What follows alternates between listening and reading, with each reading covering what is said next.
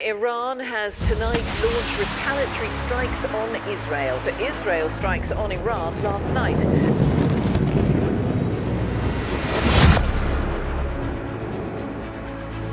آپ سب جانتے ہیں کہ اسرائیل مسلمانوں کا کتنا بڑا دشمن ہے جو کہ پاکستان کے مقابل بنا.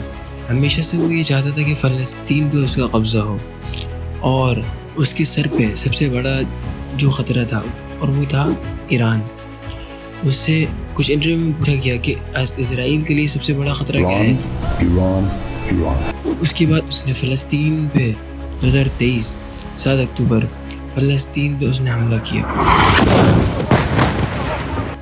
اور 2 سال سے یہ وار کنٹینیو جاری ہے اور نہ جانے کتنے مسلمانوں کو، ہزاروں لاکھوں مسلمانوں کو اس نے شہید کیے. اور اچانک ایران پر حملے، بس اس بنا پر کہ انہیں لگتا تھا کہ ایران ہمارے لیے خطرہ بن جائے گا، ایران ایٹامک پاور بن کر ہمیں کوئی نقصان نہ پہنچاتے، اسی لیے ہم نے ان پر حملہ کر دیا. اسرائیل اتنا کھلم کھلا کیسے وار کر رہا ہے فلسطین پہ کتنے سالوں سے، اب ایران پر، بیکاز آف ون امریکہ.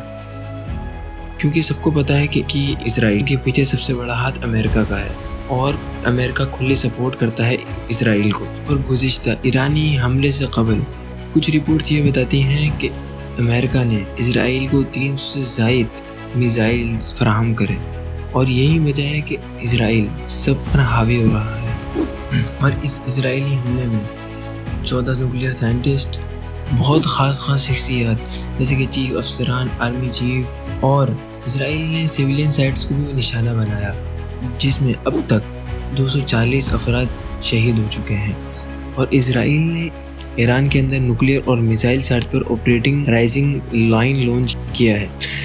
طیران کے ریڈار سسٹم، میزائل لانچر اور ہائی ویلیو ٹارگٹ اس کا شکار ہوئے.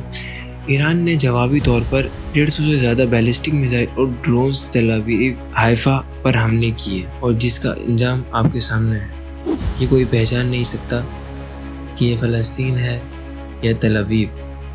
تل ابیب کا ایسا حال ہوا ہے، کل تک جو لوگ فلسطین کو اس حال میں دیکھ رہے تھے آج انہوں نے اسرائیل کو بھی اسی حال میں دیکھا. لیکن اسرائیل اب خاموش نہیں بیٹھے گا. اور ہم سب یہ بھی جانتے ہیں کہ اسرائیل کا ایران کے بعد کیا ٹارگٹ ہے. اسرائیل کے پرائم منسٹر نیتن یاہو نے یہ کانفرنس میں کہا ہے کہ اس کا اگلا ٹارگٹ پاکستان ہے. اور امریکہ کو دیکھا جائے تو امریکہ اپنے آپ کو اس معاملے سے دور رکھتا ہے، لیکن دوسری سائڈ سے دیکھا جائے تو وہ اسرائیل کے کھلم کھلا ساتھ نظر آتا ہے.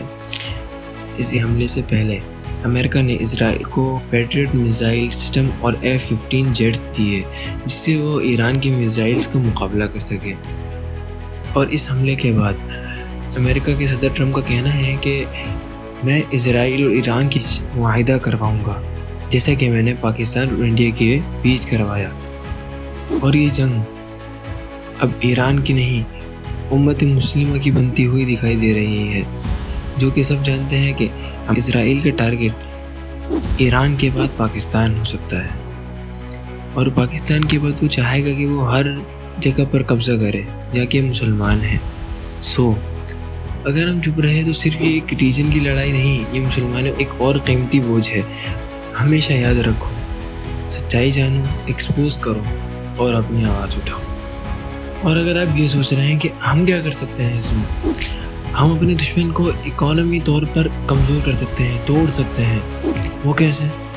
جو ہم ابھی چیزیں کھا رہے ہیں اور جو پی رہے ہیں جیسے Pepsi, Coca Cola, KFC، McDonald's, جس سے ہمارے مسلمانوں پر ظلم ہو رہا ہے. ہماری فلسطینی غزہ کی مسلمانوں، لاکھوں مسلمانوں کو مار دیا گیا. مسلمان ابھی تک جاگا نہیں ہے کہ اسے کیا کرنا چاہیے. ہم سب جانتے ہیں لیکن نہیں کر رہے. اور اب پاکستان میں تو کل ایڈورٹائزنگ ہو رہی ہے، تو اس ایڈورٹائزنگ کو روکیں اور مسلمان ہونے کا فرض ادا کریں. السلام علیکم.